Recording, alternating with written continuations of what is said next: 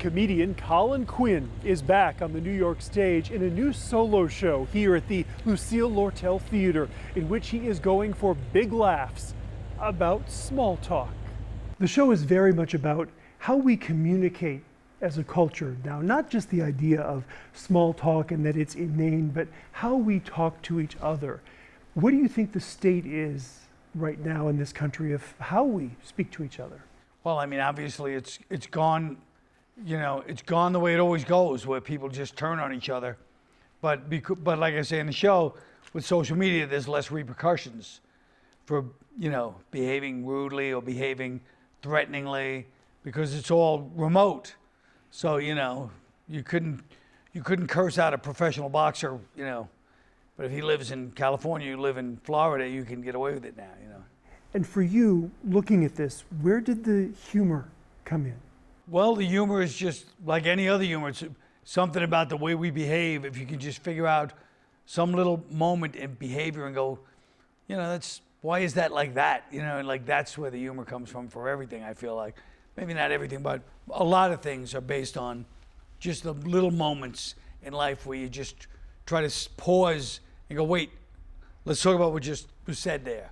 What does that mean? And then find a joke in there, Yeah. You have a long history of developing new shows and performing them for the first time here downtown, off Broadway. And I'm curious about your choice in doing that. When I was growing up, off Broadway was like the cool place. Like Broadway wasn't like cool. Off Broadway was kind of like badass. That was like the days when like Al Pacino and these guys would always be doing, like off Broadway was really Joseph Papp and all that stuff. So I remember thinking when I was a teenager, like, that's cool. I started doing stand-up, but I also watched Lily Tomlin, Whoopi Goldberg, Eric Bogosian, all did these one-person shows.